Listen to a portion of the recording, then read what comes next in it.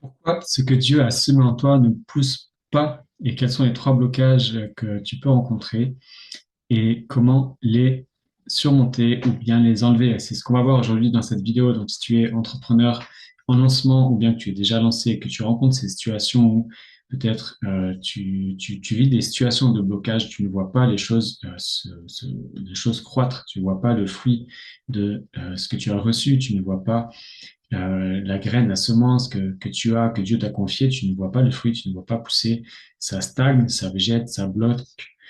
Euh, pourquoi et comment faire? Donc, on va voir ça aujourd'hui. Je vais partager mon écran tout de suite et c'est parti. Donc, tu as peut-être reçu une vision, une révélation, un projet, une idée, ou peut-être que tu as déjà lancé, tu as déjà commencé à entreprendre, tu es déjà lancé dans ton activité et ça bloque, tu ne vois pas de fruits, il n'y a pas de clients, il n'y a pas d'argent, ou alors c'est compliqué, tu fais face à des situations compliquées, de blocage, des choses qui résistent, des choses qui t'empêchent de travailler, ou bien peut-être tu n'en es pas encore là et tu stagnes. On va voir ça. Il peut y avoir trois types différents de blocage. Peut-être qu'il y en a d'autres, mais aujourd'hui, on va parler de trois types différents de ce qui peut bloquer, en fait, la croissance de ce que Dieu a semé en toi, dans ton cœur, dans ta vie, de ce que Dieu a pour toi. Quels sont les trois freins, les trois blocages principaux qui vont faire obstacle à la croissance de ce que Dieu a semé pour toi. Donc, on y va. Si le problème, ce n'était justement pas la semence, mais vraiment le terrain. Si tu as compris peut-être déjà de quoi je parle, je vais faire référence à la parabole du semeur dans Matthieu 13.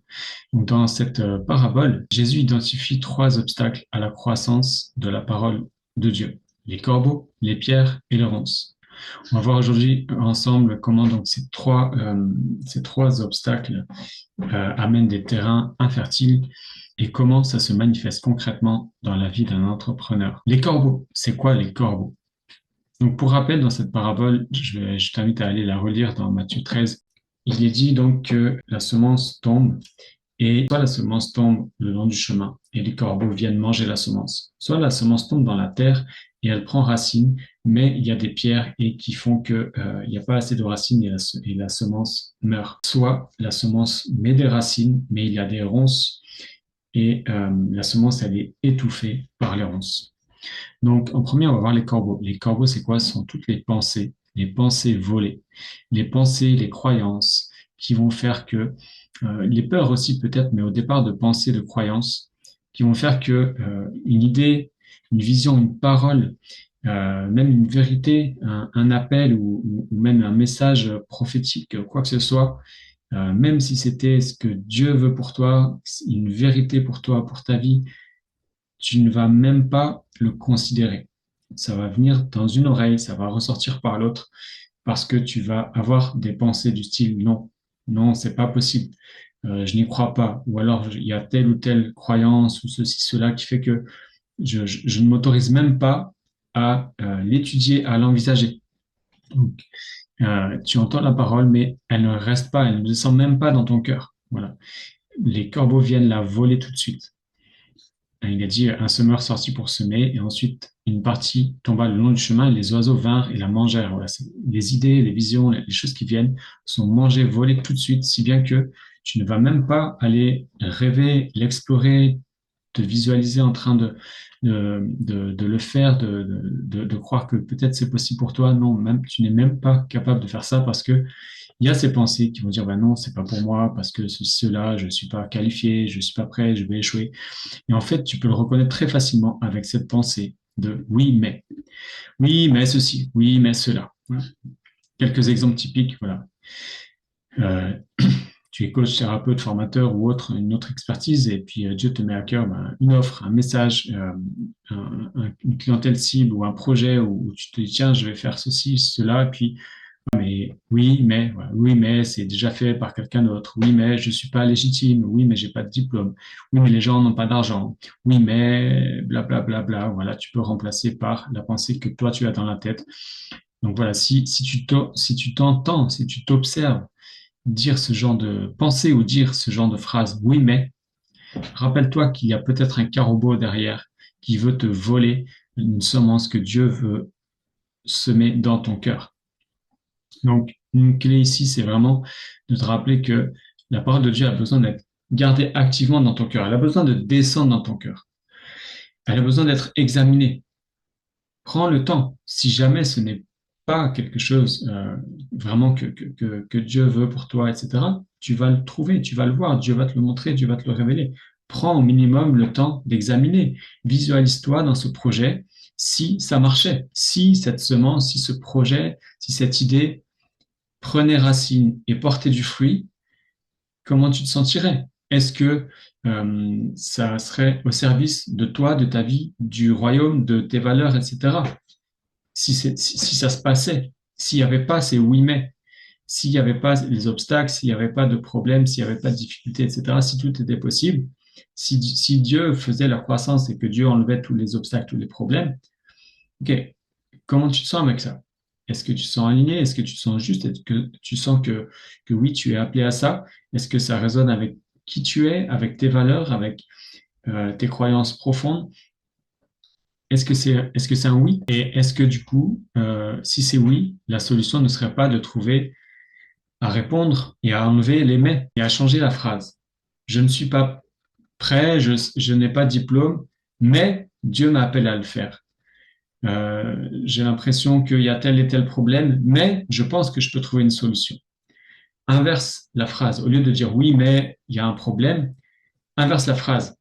Il y a un problème, mais je sais que je dois la faire. Mais Dieu est avec moi. Mais il y a une solution quelque part. Donc, prends le temps déjà dans un premier temps de laisser descendre cette semence dans ton cœur et de voir qu'est-ce qu'elle produit dans ton cœur. Est-ce qu'elle t'amène de la paix, de la joie, euh, du feu d'enthousiasme, un carburant pour avancer dans ta vie et là où Dieu veut pour toi? Est-ce que ça t'anime? Est-ce que ça te rend vivant ou pas? Voilà. Prends au minimum ce temps-là.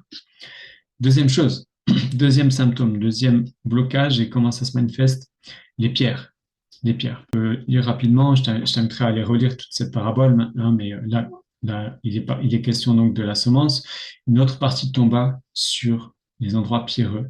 Elle leva aussitôt parce qu'elle ne trouva pas un sol profond, mais le soleil s'étant levé, elle fut brûlée et se dessécha, faute de racines. Je ne sais pas si tu as déjà fait du jardinage, mais moi oui. J'ai même été maraîcher. Donc, ça, on le voit très facilement lorsqu'il y a peu de sol et qu'une semence tombe dans de la terre et qu'il y a peu de ressources et même s'il y a peu de soleil, même, elle va pousser vite, elle va croître vite, elle va être toute longue comme ça, elle va chercher la lumière. Si elle a un peu de terre, un peu d'eau, elle va pousser. Mais s'il n'y a pas assez de sol et qu'elle n'a pas assez de racines, elle ne va pas avoir assez de résilience, ce qui fait que si il y a un trop fort soleil et qu'il n'y a plus d'eau, elle va sécher. S'il y a trop d'eau, s'il n'y a pas de soleil, s'il y a pas de soleil, elle va s'effilocher, elle va pas croître, elle va végéter. Et s'il n'y a pas assez de terre, qu'elle n'a pas assez de profondeur de racines pour aller chercher de l'eau, des nutriments, etc., elle va juste dessécher et mourir en fait. Et c'est exactement la même chose pour les projets que tu as lorsque il n'y a pas euh, une assez profonde racine, que ce projet n'est pas enraciné assez profondément en toi. Et comment ça va se manifester? C'est que comme cette semence qui va semer et croître très rapidement, tu vas te lancer rapidement avec enthousiasme, avec un feu qui va te porter une grande motivation dans ton projet. Mais par contre, dès qu'un obstacle va se présenter, dès qu'il va y avoir une pierre sur ta route, c'est comme si les racines venaient heurter une pierre et qu'elle n'allait pas plus profond que ça et que du coup, tu dessèches. Tu vas dire, mince, c'est plus compliqué que ce que je croyais, tu vas te remettre en doute, tu vas désespérer, tu vas te décourager et au premier obstacle, ou peut-être pas au premier, peut-être au deuxième, au troisième, tu vas juste tout abandonner parce qu'en fait, c'est trop difficile. Euh, un exemple, je sais pas, tu as peut-être suivi une masterclass, tu as vu une vidéo, tu as suivi une petite formation, quelque chose, tu as une révélation sur, waouh, ok, c'est bon, vas-y, je me lance, j'ai compris, je vais faire ceci, cela, de cette manière-là. Mais ben, je sais pas, tu as peu d'engagement sur ce que tu fais, peu de retour, tu as des peurs qui surgissent et tu vas reculer. Tu vas peut-être recevoir une critique, une remarque d'un proche, d'une personne, d'un client potentiel, etc. d'un follower ou autre, et ça va te mettre un coup, ça va te mettre un coup dans ton cœur, comme une pierre dure, et là, pouf, ça va être le coup qui va te faire tout lâcher, tout abandonner parce que c'est trop difficile. Peut-être que ça rapporte pas assez facilement, pas assez rapidement, et tu te sens accablé, tu remets tout en question, et tu arrêtes tout et tu recommences le mois d'après, quelques mois après, peut-être même l'année prochaine. Il y a des personnes, c'est continuel qui vivent comme ça, de projet en projet. Un projet leur donne de l'enthousiasme, ouais, super, allez, vas-y, je fonce. Et puis dès que ça devient un petit peu compliqué, il y a tout ce qui s'écroule et jamais rien ne voit vraiment le jour. La clé ici, c'est que ce qui donne du fruit, c'est vraiment quand ça prend racine. Une plante donne du fruit après avoir vraiment mis des racines et être allé chercher toutes les ressources dont elle a besoin, malgré les circonstances, malgré les aléas de la météo, etc.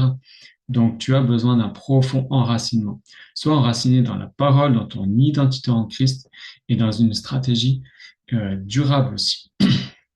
C'est normal qu'il y ait des difficultés, des échecs, des erreurs, des choses pas faciles. Mais comme une racine, laisse-la prendre son chemin en profondeur dans le sol. Les événements difficiles sont des épreuves qui vont éprouver ta foi. Donc, mets ta foi à l'épreuve. Va chercher des racines profondes dans ta foi, dans ta croyance, dans les promesses de Dieu. Reste attaché à ce projet, cette vision que Dieu a mis dans ton cœur qui t'apporte une joie et qui peut t'apporter une joie durable avec patience, avec persévérance. Va chercher le fruit de l'esprit. Le fruit de l'esprit va t'aider à apporter du fruit dans ta vie. Le fruit de l'esprit, c'est l'amour, la joie, mais aussi la tempérance, la sagesse, la patience et d'autres. Donc, va chercher ce fruit de l'esprit qui va t'aider à avancer de manière durable. Troisième piège, les ronces. Ici, je parle de pièges parce que c'est souvent effectivement des pièges. Les ronces, c'est quoi? C'est cette image des plantes qui vont pousser vite, pousser rapidement, prendre de la place dans l'espace, en hauteur aussi, et qui ne vont pas porter de fruits, en tout cas pas celui qu'on veut, et qui va prendre les ressources de ce que toi tu as poussé. Et même si ça a pris des racines, même si ça a poussé, les plantes, les ronces et les autres plantes sauvages et envahissantes vont pousser de manière beaucoup plus vivace, beaucoup plus rapide, et prendre les ressources et étouffer ce que tu voudrais voir pousser et ce que Dieu aimerait que tu cultives en fait. Donc, à quoi ça se reconnaît? Tu veux répondre à ton appel, mais tu es absorbé par mille autres choses. Tu as des projets à l'église peut-être, tu as des pressions financières, des opportunités dans tous les sens, des proches qui te sollicitent plus que d'habitude peut-être même, une ancienne relation ou peut-être une nouvelle qui te fait une proposition alléchante et tu dis ouais, je peux pas refuser, c'est trop bien, c'est une super opportunité, je dois le faire. Ou alors des choses à faire et à gérer qui s'accumulent et qui te pèsent. Ça peut être aussi parfois des occupations addictives, des comportements addictifs où tu trouves du plaisir dans certaines choses et du coup, ça te prend du temps, de l'énergie que tu ne mets pas à profit euh, du projet. En fait, c'est tous les exemples qui vont consommer tes ressources, c'est-à-dire ton temps, ton énergie, tes pensées et ton argent aussi, dans tout sauf le projet que Dieu a mis dans ton cœur. Quelques exemples typiques, ben voilà, tu commences à lancer une offre et puis on te propose une collaboration dans un autre projet qui te fait rêver, qui va te, te, te tenter, mais qui te prendrait beaucoup de temps, d'énergie pour travailler pour un autre projet que le tien, en fait. Tu décides de consacrer à ton business, mais des soucis personnels, familiaux, les enfants, ceci, cela, imprévus, t'empêchent d'être organisé. Tu n'arrives pas à gérer ton temps et à consacrer ton temps de manière efficace et productive. Et ton temps, il est pris par ceci, par cela. Ton temps et peut-être ton argent aussi. Voilà, tu veux d'ailleurs peut-être investir pour tes projets, mais des factures élevées qui tombent, des imprévus, quelque chose qui tombe en panne, la voiture, de l'électroménager ou autre, ou je ne sais quoi, et qui fait que ton argent est pris ailleurs. Ça peut être aussi que tu sais ce que tu as à faire, mais voilà, les journées passent et en fait, tu es là à la fin de la journée où tu dis mince, mais qu'est-ce que j'ai fait aujourd'hui en fait? Dans quoi j'ai dépensé mon temps, mon énergie et mes pensées dans des choses futiles, dans des choses non productives. Je me suis affairé dans tous les sens, mais au final, j'ai rien produit. La clé ici, c'est vraiment cette image que les ronces vont étouffer tout doucement.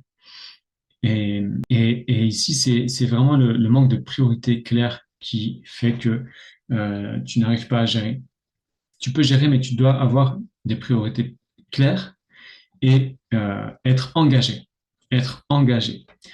Euh, le niveau comment dire, de complexité ne va pas en diminuant lorsqu'on croît, lorsqu'on grandit dans la vie. Quand on est enfant, quand on devient ado, quand on devient adulte, en fait, le niveau de complexité qu'on a à gérer, il augmente. Notre niveau de liberté augmente, mais aussi notre niveau de choses à gérer. On devient de plus en plus autonome, de plus en plus mature, de plus en plus responsable, et du coup, on a de plus en plus de responsabilités à gérer. Quand on a un enfant, c'est super, c'est une grande joie, c'est tellement d'amour, mais c'est une nouvelle personne dont on a la charge et on doit du coup pourvoir à une personne de plus dans le foyer et on doit gérer ceci, cela, etc. La complexité augmente, plus on avance, plus on grandit dans la vie et quand on devient entrepreneur et qu'on développe, c'est la même chose. Le niveau de complexité à gérer va tout le temps augmenter en fait. Donc, l'issue, ce n'est pas de croire que ça va être mieux et plus facile et plus tard à l'extérieur. Non, c'est de chercher à augmenter ta capacité à gérer les choses. Et pour ça, tu dois avoir une clarté, développer de plus en plus de clarté sur les priorités et savoir gérer les priorités. Ça veut dire quoi? Ça veut dire savoir à quoi tu dois dire oui et à quoi tu dois dire non. Et ici, il y a cette parole qui dit que ton non soit non, que ton oui soit oui. Voilà. Là où c'est oui, tu dois dire oui. Là où Dieu a un projet pour toi, tu dois mettre tout ton oui ici. Et si tu mets ton oui sur le projet que Dieu a pour toi, qu'il veut que tu développes, tu dois alors mettre un non sur tout le reste. Et ça peut être difficile parce que dans les ronces, parfois il y a des murs, il y a des petits fruits, des petites baies qu'on aimait bien manger avant. Et du coup, peut-être qu'on n'a pas envie d'enlever ces trucs-là qu'on aimait bien. Ouais, sauf qu'en fait, ça prend tellement de place, etc., que le vrai fruit que Dieu veut que tu portes ne va jamais voir le jour. Donc, comme les plantes envahissantes dans un jardin, il faut choisir, il faut trancher, il faut couper et arracher ce qui n'est pas au service de la croissance du projet que Dieu a pour toi et qui vole les ressources pour pouvoir faire de la place à la semence que Dieu a placée en toi et dans ta vie. Voilà, tu dois trancher, tu dois choisir, tu dois faire des choix, tu dois dire oui, non, tu dois compartimenter aussi ton agenda, par exemple, te mettre des blocs de travail. Quand tu travailles sur un projet, c'est que ce projet-là. Quand tu es avec tes enfants, tu es avec tes enfants, tu travailles, et entre les deux, c'est clair et c'est tranché. Voilà. Donc, gérer tes ressources, gérer tes priorités et avoir développé cette maîtrise, cette conscience de où est-ce que tu investis tes ressources en temps, énergie, argent et pensée. En conclusion, tu es responsable du terrain. Celui qui a reçu la semence de la bonne terre, c'est celui qui entend la parole et la comprend et porte du fruit. La semence tombe dans son cœur, elle met des racines et elle porte du fruit. Donc, on n'a pas de maîtrise sur la météo. La semence, on peut la choisir, mais tu peux aller chercher la semence que Dieu a pour toi. Par contre, tu es responsable du terrain. Dieu attend de nous qu'on soit des bons gestionnaires. Donc, tu es responsable du terrain. Tu es responsable du terrain de ton cœur. Dans cette parabole, la terre, le terreau, c'est le cœur. Donc, enlève dans ton cœur ce qui vole des ressources. Chasse les corbeaux, ok? Les pensées, les croyances, etc. Juste chasse-les et cultive, renouvelle tes pensées au départ des paroles que Dieu a pour toi, au départ des vérités bibliques, de ce que dit la parole concernant ton identité, ce à quoi tu as droit et dont tu es héritier en tant qu'enfant de Dieu. Voilà, cultive ton identité, renouvelle tes pensées. Prends soin de ton cœur, garde ton cœur et mets des racines de foi, des racines de foi et dis non, dis stop, coupe avec tout ce qui va t'empêcher de laisser croître ce que Dieu t'a confié. Arrache les ronces, retire les pierres, protège la semence des corps. Ce que Dieu t'a confié, c'est précieux. Il attend vraiment que tu le protèges, que tu le cultives. Comme une plante qui est là dans la terre et dont tu vas prendre soin. Ça va pousser tout seul. On ne peut pas tirer sur une plante pour qu'elle pousse plus vite, ni la bricoler pour qu'elle fabrique un fruit. Ce qu'on peut faire, c'est prendre soin du sol, qu'elle ait un sol riche, un sol fertile, qu'elle ait de l'eau quand il faut, mais pas trop, qu'elle soit exposée au soleil de la bonne manière et ensuite laisser Dieu faire la croissance et le fruit. Donc, je t'invite aujourd'hui à te poser cette question. Aujourd'hui, si tu penses à ton projet, qu'est-ce qui t'empêche le plus? Est-ce que ce sont des corbeaux? Est-ce que c'est des oui mais? Est-ce que ce sont des pierres, des obstacles qui fait que dès que tu rencontres des pierres, tu perds la motivation, tu perds les ressources, tu perds tes moyens? Ou est-ce que ce sont des ronces qui volent tes ressources et que tu te sens submergé, envahi, étouffé par des tas de projets? Ensuite, prends quelques minutes devant le Saint-Esprit peut-être de te montrer et de trouver quelle action tu peux faire. Est-ce que tu dois chasser certaines pensées, certaines paroles et renouveler tes pensées? Est-ce que tu dois prendre courage, prendre patience, développer plus de foi, dire que, OK, peut-être tu as pris un coup aujourd'hui ou hier, mais c'est pas grave.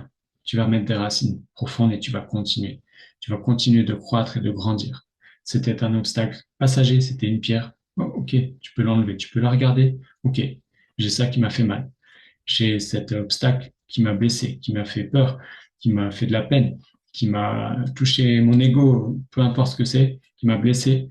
Ok, bon, je le prends, je l'accueille, je le traite et je l'enlève en fait de mon chemin et je continue d'avancer avec foi, avec patience, avec détermination, avec courage, avec amour, avec paix, en allant puisant des ressources dans le fruit du Saint-Esprit. Tu te sens envahi, étouffé. Ok, à quoi est-ce que tu dois dire non? Qu'est-ce qui doit finir? Qu'est-ce qui doit s'arrêter? Qu'est-ce que tu dois enlever dans ta vie pour laisser de la place à cette nouvelle saison de prospérité, de croissance, de fruits que Dieu veut voir et veut opérer dans ta vie? Prends quelques minutes, n'hésite pas à m'écrire dans les commentaires ou en privé si ça te parle, si tu as besoin d'aide, si tu veux partager un témoignage ou si tu as une question. Voilà. Si tu veux aller plus loin, je vais te mettre en commentaire le lien de mon groupe Facebook pour les entrepreneurs et professionnels de l'accompagnement qui veulent développer leur activité. Si tu as vraiment besoin d'aide, tu peux prendre rendez-vous. Et sinon, on se dit à bientôt dans une prochaine vidéo. Ciao, ciao.